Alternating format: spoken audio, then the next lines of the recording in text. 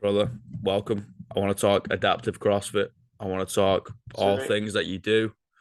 Yeah.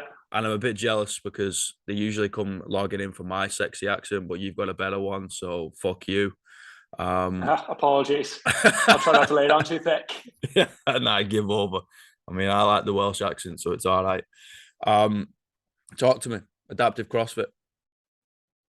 Um, yeah, so it really new business kind of set it up because I'm a NHS physio by background and just have a passion for working with people with disabilities, learning difficulties and autism more so than any other disabilities. But it's just like working in the adult sector, there's loads available for these people when they're growing up and they get to about 16 and then suddenly just get lost to a service. I saw so many people coming in being like, oh, when I was younger, I played football, or they used to do this and they used to do that, Mm. just starting to lose their independence. And yeah, had a bit of time off work earlier on in the year, had like some family stuff going on, and it was a tough time. So just decided that something good has to come out of it and started trying this adaptive stuff. Was like, now's the chance if ever I was going to set it up, I set it up now.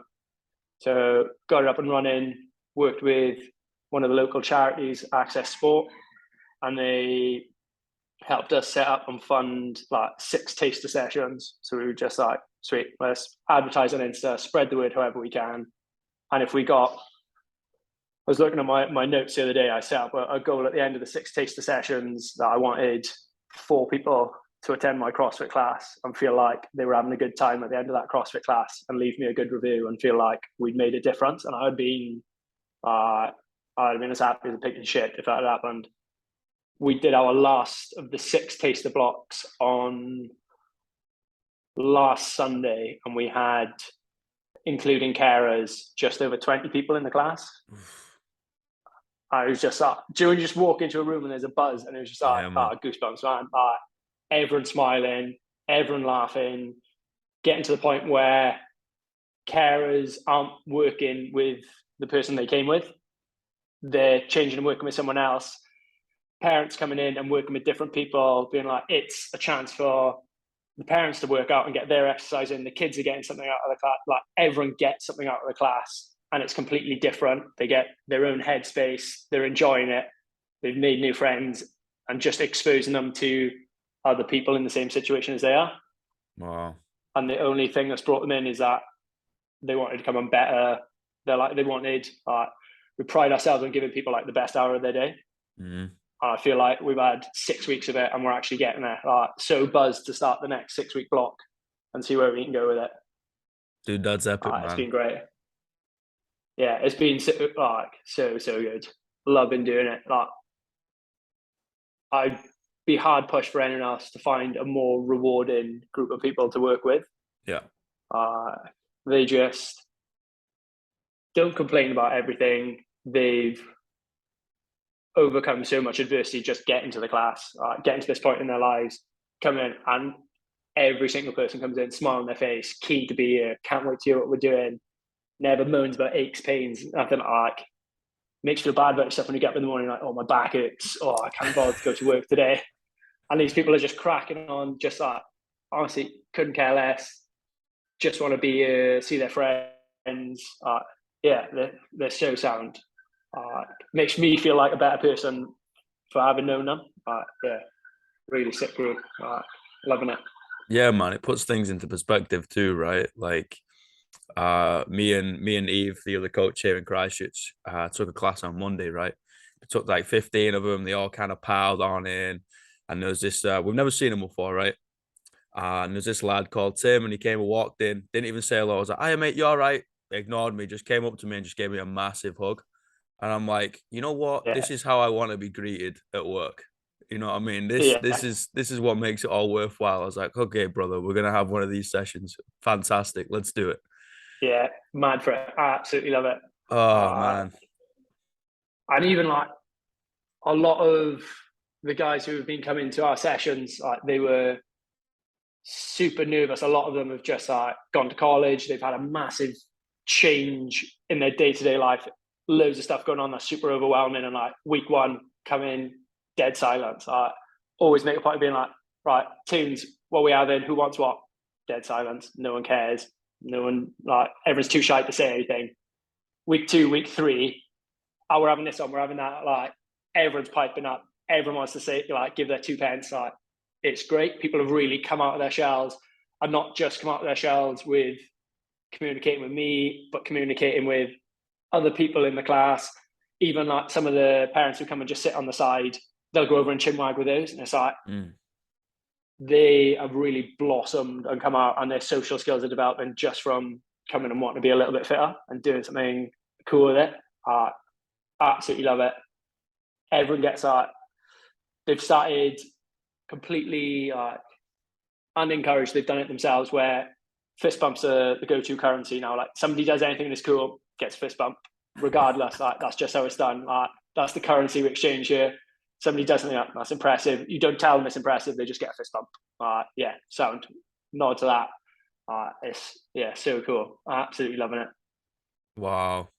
Like, it's the stuff that we get from trying to give these people the opportunity, right? It's just phenomenal. You know, it really does elevate us and make us just fizz for the rest of the day. Oh, it must. Like, the rest of my week, I work in the NHS. I work on intensive care at the moment, and like, the Monday to Friday can be a real slog. It can like really bring you down. It's tough. It's busy. People are super sick. But that's starting that Sunday, so we do it like Sunday afternoon class. Tees me up so well. Like, I haven't had the Monday blues for weeks, because I'm seeing these kids on a Sunday and they are so hyped about CrossFit and about their functional fitness class, and they're loving it. So you can't help but come away being like, yeah, I'm pumped for this. I'm going to go help someone tomorrow because I'm just riding this high. Yeah. And I don't think any of them truly understand the impact they have on other people. They think they come to the class because they're doing it for them. But like you said, like the effects we get from that, and just from them letting us into a small aspect of their life, gives us such a high from it. I don't think they'll ever really grasp that. They'll never really understand the impact they have on other people. Yeah. But it's massive. Yeah. I posted something the other day of influences bound. It's not bound by title, right? And I genuinely think that, you know, it's our job to be able to give to these people, right? And to help them in whatever way we can. But we gain so much from that 1 hour. And I think if 10 people are in the class, right, most of the time they have one person to learn from. Granted, they're learning from each other, but most of the time they're just kind of focused on the coach at the front. But we've got 10 people to learn from, plus the carers, you know. And I think it's such a special job to be able to go in and be like, okay, I kind of got to figure this out. Like, I know how I want this to go. It never really goes out that way. And I've got to figure it out on the dance floor and be like, okay, then how am I going to learn and adapt for next time and next week and a few weeks down the line? And that's so special to be able to literally just figure it out. Yeah, it's that, like, I kind of like being put on the spot where you're suddenly like, and I try my best to be one of these organized people who just has everything down to a T. Like, the warm up will run from 0:00 to 7 minutes past. At 7 minutes past, equipment goes away for 3 minutes. At 10 past, it's not the group of people you can do that with. Yeah. If they're not ready to put the kit away at 7 minutes past, it's not going away at 7 minutes past. And you're just like, sweet, we're going to fly with that. We're going to wing it. We're doing something completely different. We got out PVC pipes the other week. We're starting to introduce a little bit of Olympic lifting, warming up the shoulders. We're going to do some pass-throughs. Didn't want to do pass-throughs. They want to ride it like a broom. So there we go. We're going to get the heart rate up. We're going to run around the class. We're riding it like a broom. We'll come back to pass-throughs later. Just like roll with it. And it just makes you be more of that, like, laid back. It doesn't matter. We don't have to accomplish what I've written down on the sheet to accomplish. If they go away feeling like they've got something out of their hour and they feel like they've had value added, that's good enough for me. Like, they've got out, they're doing something, they're engaging with each other, they're seeing the mates. Yeah, I'm fine with that. But it's that, like, initial reluctance in the first classes from my end, being like, oh, but I've planned such a good session and we're not going to do that session. But it's like, now we've got to the end of the 6 week block, you're like, we've just started writing a title down. Like, I've not bothered programming anything. It's just like, this week the movement I'd kind of like to cover is wall balls. Will we do any wall balls? I don't know. Will we have a laugh for an hour? 100%. So let's just go and see what people fancy doing on the day. Yeah, they don't know it's a good session, like us as coaches can come in and be like, right, guys, I've cracked it. I've cracked the code. I've reinvented the fucking wheel here. Like this is the creme de la creme programming. It's all gonna run smooth. And they have no clue and also don't care. Right. They just want to come in and move around, get a little bit of a sweat on, granted, but see their mates. And you made a really good point. They just want to see their mates and have a good time and laugh. And sometimes, that means we got to screw up that piece of paper that we've got that planning on and just kind of play paper toss and throw it in the bin, It's like, listen, man, like just get them moving, have them a good time, give them a fist bump. They feel like they've done something and they're going to take that confidence elsewhere, right? So when they fall over, maybe at the wherever they're living or whatever, they might give it a go of getting back up on their own. Right, rather than smacking 100%. That button and be like, no, I can't do it. Or they might come back in next week and be like, oh, full of beans, let's give it a go. Let's actually try and chuck this medicine ball out the wall. Yeah. It's great hearing, like, when they come back in and just got to that point now, everyone walks through the door, first question, like, how's your week been? Tell me something's happening in your week. Let's like start to unpick them, learn a little bit about them. And there's one guy who comes in, Everett was a little bit shy in the first week, and he works like late evening shifts in a restaurant. He's just a pot washer, but he'll come in, he's enjoying using his fitness. He's absolutely loving it. He's the first person to email me every week to be like, I'm coming next week, just, I'll be there next week. But he's like, I carried 10 pots this week. Did 10 pots, bottom shelf, top shelf, 10 pots. That's how he's measuring his fitness, is how many plates can he shift in one go. I was like, yeah, fair play, mate. It's improving. He's loving it. He's seeing change, and he just wants to keep coming back. Almost that gratification of telling someone, like, look how good I'm getting. I'm getting really good at my job because I get to come and do this, and then it's carrying over to my job. It's super rewarding. But that is functional, quote unquote, fitness. That's why we do what we do. Just to benefit people's lives. It's not like, all right, you're gonna snatch 200 kilos now. You're going to back squat like 150 or bench press body weight or something. You're like, they're all impressive markers, right? And it's fantastic. And we like to see the performance side, right? But it's at the end of the day, like most people, the vast majority of people, whether you're fully abled or classed as disabled, right? Just want to get better at life. That's it. Most people are never going to feel what 100 kilos feels like. Like they're just not going to need to do it. Yeah, and that, like, it doesn't, even if there's people I'm sure that'll come into the class and we'll get to that point where they deadlift a crazy amount, but it wouldn't mean anything to them. However, if they did something that little bit extra in their day-to-day life, that would mean so much more.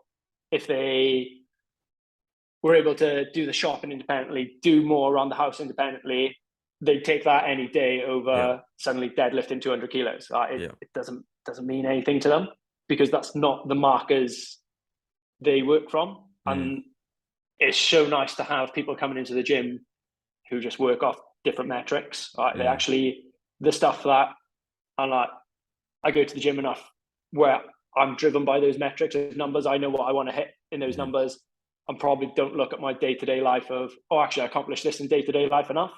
And they give you that reality check of like, no, use your day-to-day life as your outcome measures. Don't worry about what you're hitting in the gym. It's like, oh yeah, that is a proper breath of fresh air. It makes me reflect on myself, my own character, to be like, yeah, maybe I should do things a little bit differently. Yeah, it really does. It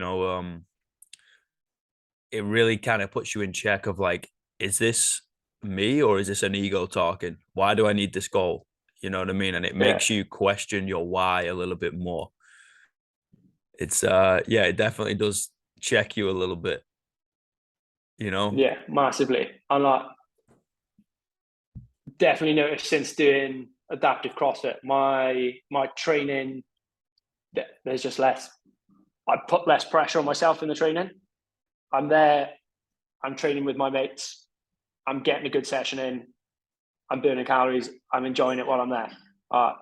trying to take a little page out of their book and do what they enjoy doing, use the same motivation as they use. And it's like, it makes your own training more enjoyable. Yeah.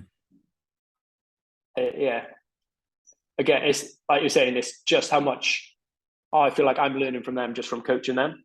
100%. I've been exposed to so many new people and so many people just doing things differently, but differently in such a good way. Different can be really good. 100%. Yeah, 100%. Have you been coaching long? So the adaptive stuff like this is the first time I've really branched out into anything in terms of the fitness industry with people with disabilities. Coaching, did my level 1 October last year, so fairly new to the game, just about a year. But I've been a physio and like trying to incorporate aspects of CrossFit, just making people functionally fit as independent as possible. So qualified 6 years ago, and just love that. Like I keep hands-on rehab, making people feel like they're just getting that quality hour out of me when I'm there, give them the most fun time of their day. Yeah. And that's the like, hospital is a real like crap environment. Nobody wants to be in hospital. So if you can bring that element of fun into hospital and make people feel like they've got that bit of independence, they're sitting in bed being like, I can't wait for the physio to come around so we get to do something fun. That's all I really want. And it's been amazing getting that opportunity to do it every Sunday, and now being able to do it on a group with a slightly larger scale where people have that same work ethic of, I just want to get in there, I want to sweat, like I want to see my mates, it's going to be great. I think that's the way it needs to go. The whole functional scene, the whole CrossFit scene, or any derivatives from it is just kind of get into, especially talking about the UK, is getting into the NHS, right? Working with each other rather than kind of butting heads and stepping on each other's toes. Because, you know, there's going to be perspectives that you're going to see that we're not going to see, and vice versa. And it's just like, why don't we're all trying to do the same thing here. We're all trying to help people, and we're all in some kind of health and fitness scene, right? Whatever this is. So it's like, we're just trying to make people a little bit fitter, a little bit healthier, so they're not in the hospital so often, or they're not broken so often, and they can run around with their mates, you know, and that spreads across adaptive, that spreads across non-adaptive, kids, elderly, you know, you name it. And I always loved working with people who worked in the NHS. They always brought a lot of different perspectives. I'm like, oh shit, okay, cool. Let's kind of go down that avenue. Let's try and figure that out, you know? Yeah, I think it's like, for all the stick the NHS gets, it's a pretty well-run service, or it does a good job considering it's completely free, but it's upskilled so many people, and so many people get amazing experience, which they can then branch out and explore. Like, I wouldn't have had the confidence to go into adaptive had I not had the years working in the NHS and being able to go on courses, helping people with like be it a brain injury, a spinal injury, post-stroke, post like major trauma injury, or like specialist courses on autism, learning difficulties, anything. I've had so much extra training that I've not paid for, that I've been funded for through work through the NHS, that has now opened up doors for me to now help people down other avenues. So I get people bash it.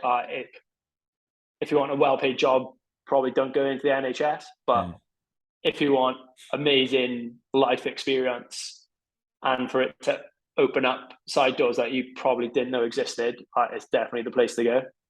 Yeah, man, I think it's phenomenal.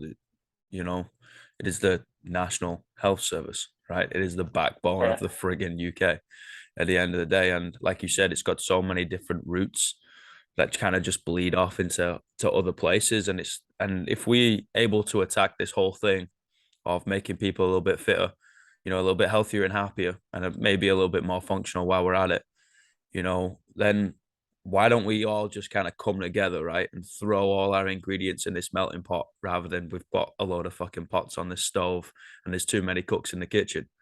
It's like, let's just work together, guys. Like, there's going to be less strain on us all. Yeah, it would be the best thing for the UK if we managed to pull something like that off. But I just feel like it seems like such a dream world at the moment. But on paper, like you said, it seems so basic. If everyone who is trying to make people better, is trying to improve people's quality of life, just pulled their ideas together, pulled the resources together, people will get such a better service, and would have, like, in terms of longevity, would be so much better off. Yeah, I agree. I think it starts with gyms though, man.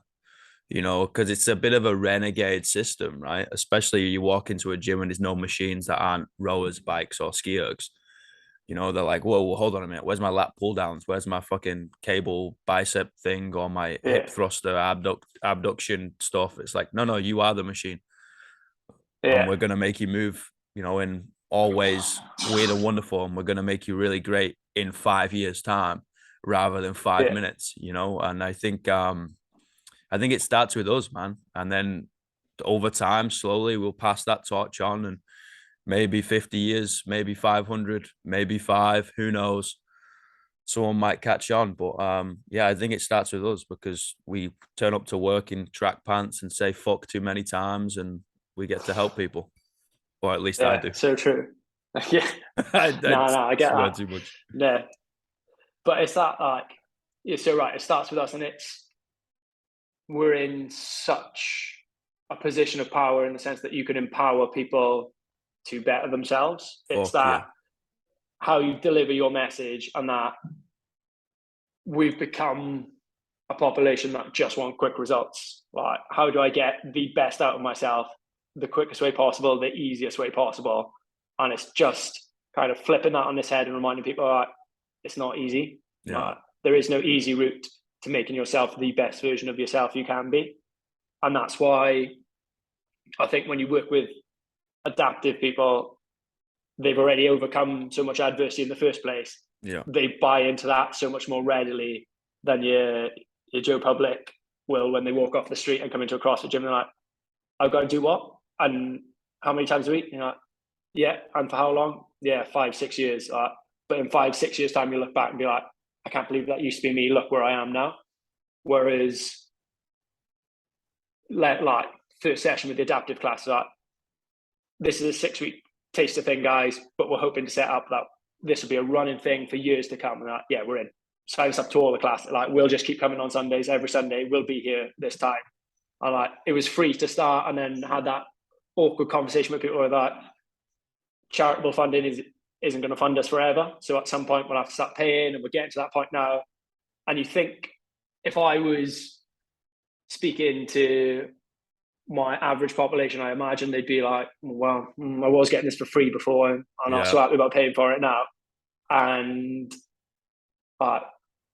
speaking to all the adaptive athletes that come to the gym, all of the carers, all their parents, they're like, yeah, how much? Tell us how much we're coming.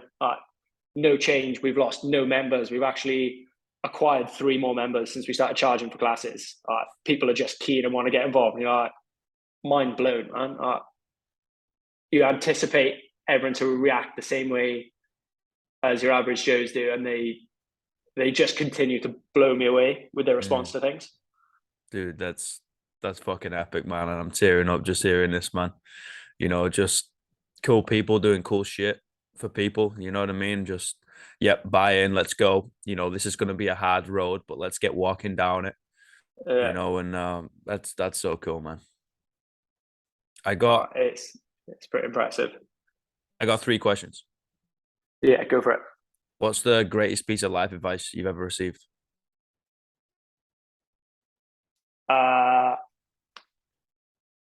It's pretty cliche, and it was given in almost like a sarcastic tone, but has been repeated to me so many times that it's just resonated.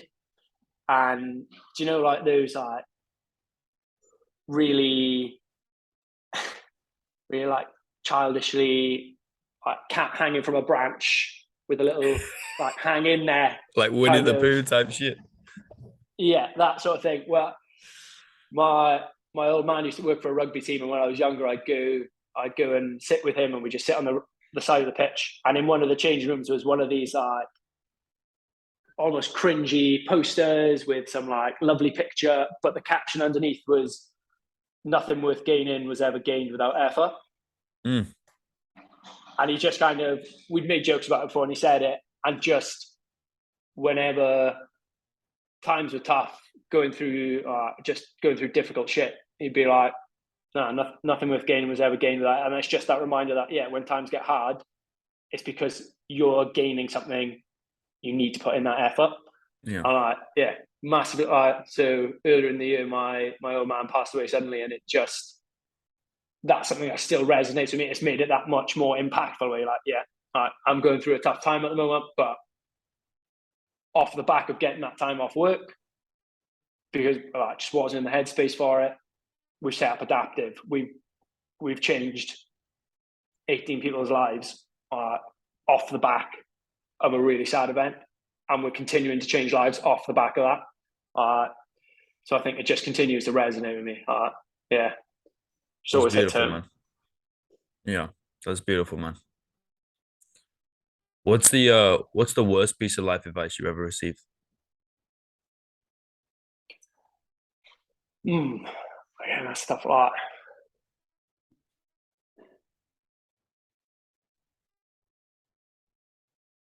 I can't even remember who. It's like when you start in the NHS, you get just kind of stuck in whatever team with the supervisor, and just had a guy who was very much like, get it done fast. Because the quicker we get it done fast, we can stick our feet up, we can have a cup of tea. You're like, all right, sound. And then for your first couple of months, you're like, I'm getting it done fast. And it's not till you scratch away at the surface of it, you're like, by getting it done fast, I've actually not got it done at all. Yeah. I've almost just pushed that problem further down the road, and I'm going to come back in tomorrow and it's twice as bad, and then 3 times as bad the next. And you're just like, had I spent that extra time in, just do it right, do it the first time, take as long as it takes. There's no quick job about it. Just get it done, take your time. So yeah, quickly changed my approach to that. Don't get it done fast. Yeah. Just get it done and get it done right. Yeah, I remember my dad telling me as a kid, he was like, do it once, do it right, do it once, do it shite, do it twice. Yeah. And I'm just like, I don't want to do it twice. And he's just like, well, do it right. I was like, okay. Simple. It sounds so simple, but so many people get it wrong. Yeah, man. 100%. You know, it's quick fixes, right? Yeah. Last question. 3 words you tell your younger self.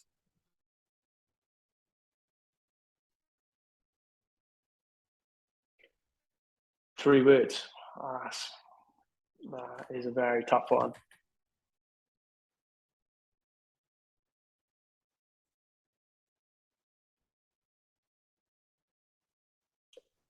Sounds basic, but just keep going. When you feel like you're wading through the mud, just keep going. When things get good, you're like, just keep going. Ride that high, just keep going with it, regardless of whatever life throws at you.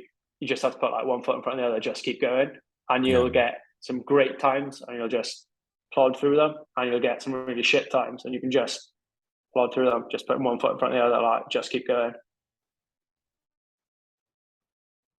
There's so many times you just hit bumps in the road and you're like, yeah, I'm done now, I'm tapping out. And then it doesn't take much. Like a few months later, you look back and you're like, Christ, had I not been sat in that situation, I wouldn't be where I am today. Like I needed that to happen to me to bring about what's happened now. And that's happened. And I feel like that's such a generic thing to say. It probably happens to so many people, but it's just so true. It happens on repeat, like over and over again. Yeah, it does. Yeah. Brother, I appreciate it, man. Thank you so much for your time. No worries. Thanks, Al. And I'll get you over here soon. Yeah, fingers crossed, mate. Have a good one. Man. All the best. We'll get you over. All right. Cheers, guys. Mate. Have a good one. Bye, Take everybody. care. Bye.